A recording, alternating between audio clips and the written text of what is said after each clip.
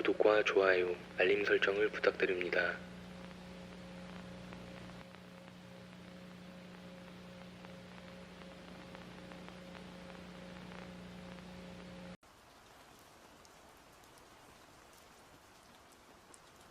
가끔 전철이나 거리에서 아무것도 없는 공중을 향해 말을 거는 사람이 있지. 대체로 모두가 건드리지 않으려고 하는 존재. 그런 사람들은 정신의 병을 가지고 있고 환각 등에 시달리고 있다고 생각하고 있어. 하지만 이 환각이 환각이 아니었다면? 벌써 10여 년 전의 이야기이다.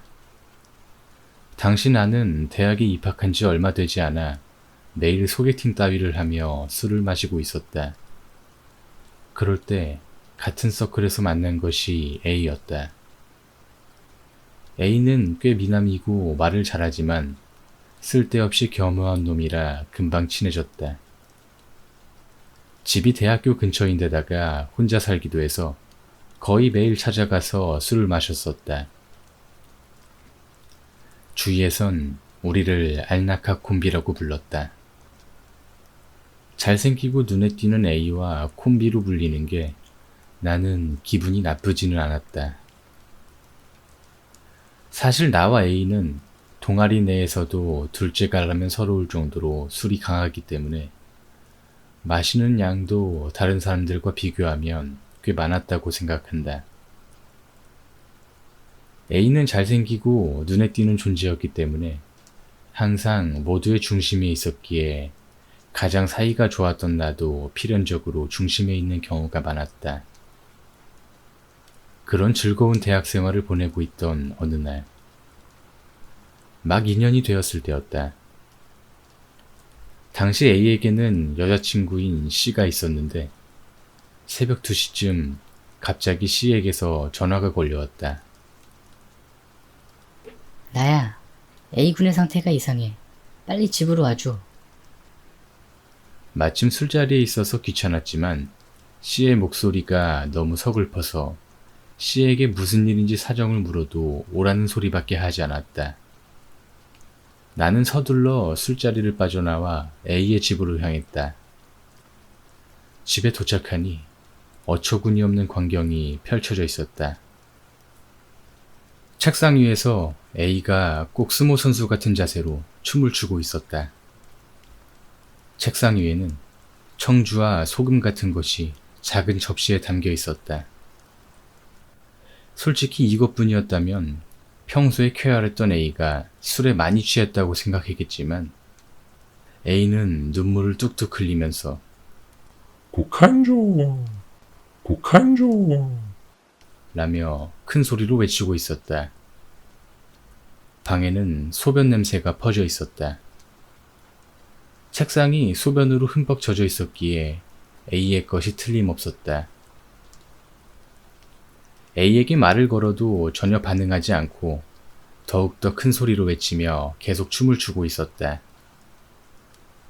울고 있던 C에게 사정을 묻자 A와 C는 원래 A의 집에서 놀기로 했는데 인터폰을 눌러도 나오지 않았고 안에서 큰 소리가 들려서 문고리를 돌려보니 문이 열려 있어서 안으로 들어가 보았다고 한다. 그랬더니 내가 본 광경과 같은 것이 펼쳐져 있었다는 것이다. A는 내가 도착할 때까지 최소한 1시간 이상 계속 춤을 추고 있었던 셈이 된다. 굉장히 난처한 상황이다. 평소에 그런 놈은 아니었지만 나는 A가 약에 손을 대버렸구나 하고 생각했다. 나는 C를 진정시켰다. 아마 A는 약에 취한 상태라 경찰에 걸릴지도 모르지만 일단 이 녀석의 몸이 중요하니까 구급차를 부르겠다고 설명했다. C도 구급차를 부르는 것에 동의했다. 구급대원이 도착해도 A의 모습은 변하지 않았지만 차로 옮겨지려 할 때 A가 엄청난 기세로 날뛰기 시작했기 때문에 경찰도 불려와서 꽤 큰 소동이 벌어지고 말았다. 나도 C도 경찰서에 가서 조사를 받았고 약물 사용까지 의심을 받았다. 그러나 결과적으로 A의 몸에서 약물은 검출되지 않았다. 그로부터 3일 정도 후 퇴원하고 온 A. 원인 불명의 발작이라는 진단인 것 같고 그때의 기억은 거의 없는 듯하며 과음한 것 같다고 웃고 있었다. 안심한 나는 야, 과음해서 환각이라도 받겠지. 드디어 알코올 중독이구나. 하고 가볍게 말하고 있었다. 그러나 그날부터 A는 조금씩 이상해져 갔다. 멍 때리는 경우가 많아졌고 A가 종종 벽을 향해 투덜거리는 것을 볼 수 있었다. 학교에도 점점 나오지 않게 되었다. 걱정돼서 몇 번이나 찾아갔었지만 조금 몸이 안 좋을 뿐이야. 라며 나를 돌려보냈다. 나중에는 조금 거리를 두고 싶으니까 연락할 때까지 오지 말라는 소리를 듣는 상황이 되었다. 솔직히 기분이 많이 상했고 이런 소리를 들으면서 걱정하는 것도 바보 같아서 잊고 지내기로 했다. 석 달쯤 지났을 무렵일까? A로부터 갑자기 연락이 왔다. 얘기하고 싶은 게 있으니까 우리 집으로 와줘. 나는 왠지 예사롭지 않은 분위기를 느끼고 바로 A의 집으로 향했다. 현관문을 여니 술 냄새와 쉰내가 방 안에 가득 차 있었다. 그 안에는 완전히 변한 A가 있었다. 말라 비틀어진 몸에 수염을 기른 A는 술을 마시고 있었다. 놀라는 나에게 A는 믿지 않을지도 모르지만 나에게는 진실된 이야기를 해두고 싶었다고 말했다. 무슨 말인지 이해가 되질 않았지만 일단 들어보기로 했다. 그러자 A는 이런 말을 하기 시작했다. 첫 발작이 일어나기 3일쯤 전 A는 친구와 캠핑을 갔었다. 거기서 바베큐를 했는데 고기를 굽다 보니 불에서 엄청난 냄새가 풍겨와서 불이 붙은 나무를 헤집어 보니 불에 탄 어떤 동물의 털 같은 것이 많이 나왔다고 한다. 기분이 나빴지만 새로 불을 지피고 다시 캠핑을 즐겼다고 한다. 그날부터 이상한 일이 일어났어. 길거리나 학교, 차 안에서 갑자기 그 동물의 털 냄새가 나기 시작한 거야. 그 냄새가 나면 반드시 눈과 코가 없는 입만 있는 기모노를 입은 여자가 보여. 입을 벌린 채로 내 쪽을 향해 걸어와. 완전 환각이잖아. 라고 생각한 나의 태도를 알았는지 끝까지 들어달라는 A. 고개를 끄덕이자 A는 계속 이야기하기 시작했다. 구급차에 실려가기 전날 A는 이상한 꿈을 꾸었다고 한다. 꿈속에서 A는 자신의 수호령이라고 자칭하는 노인과 만났다.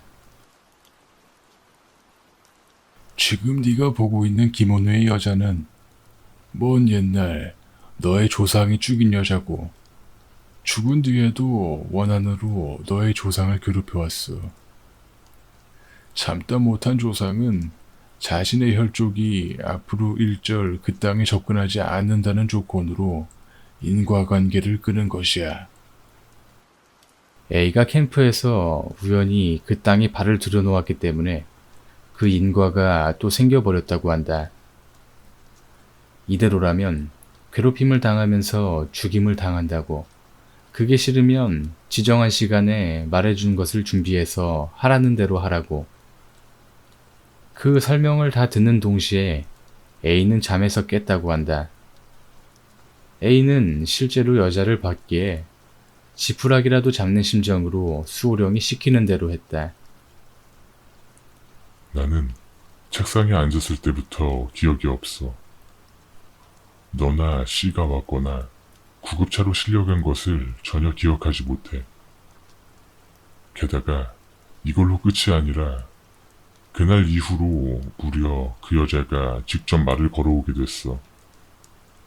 이런 말을 하면 거짓말로밖에 생각되지 않지만 저 녀석이 분명 말을 걸어와. 내가 얼마나 괴로웠는지 알아? 너도 괴로워할 의무가 있어. 너의 주변 사람도 괴롭힐 거야. 네가 약속을 어겼으니까. 그런 거 몰랐다고 하면 인과가 태어났으니 어쩔 수 없어. 어디에 있든 상관없이 말을 걸어오는데 무시하면 터무니없이 우울해지고 죽고 싶어져. 죽고 싶어도 죽을 수 없는 고통만을 느끼게 되지. 나루토의 살인은 알지? 짧은 시간에 몇 번씩 살해당하는 거. 아마 이런 느낌일 거야. 하고 A는 울면서 말했다. 유일하게 해방되는 것은 잠잘 때와 가끔 꿈속에 나오는 조상의 조언을 실행하고 있을 때로 평소에는 잠이 잘 오지 않아 항상 술을 마시고 있는 상태인 것 같다. 길거리에서 말을 걸어오면 주변에는 혼자 투덜투덜 말하는 것 같겠지? 의식을 실행하고 있을 때도 기억이 없으니까. 저번처럼 뭘 할지 몰라서 무서워서 밖에 나갈 수가 없어. 나는 미쳤어. 실제로 지금 너랑 이렇게 평범하게 이야기하고 있지? 이건 환각도 아무것도 아니야. 단지 여자가 오는 감각이 점점 짧아지고 있어. 더 이상 견딜 수 없을 것 같고 주위에 폐가 될 것 같아서 조만간 병원에 가게 될 것 같아. 마지막으로 너에게 이것만은 전하고 싶어서. 그렇게 잘생기고 인기가 많았던 A가 이렇게 돼버리다니.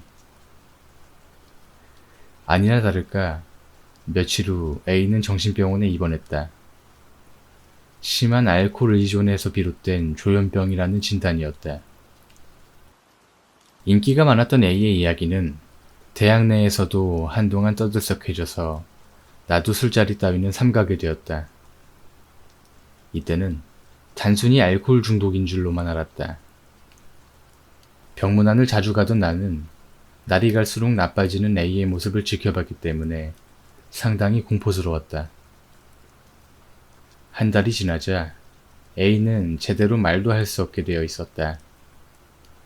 그리고 얼마 지나지 않아 A의 부모님에게 대학을 그만두고 시골에서 요양한다는 뜻을 전해들었다. 나는 A의 집에 많은 물건을 놔두고 있었기 때문에 A가 이사하기 전에 가지러 가기로 했다.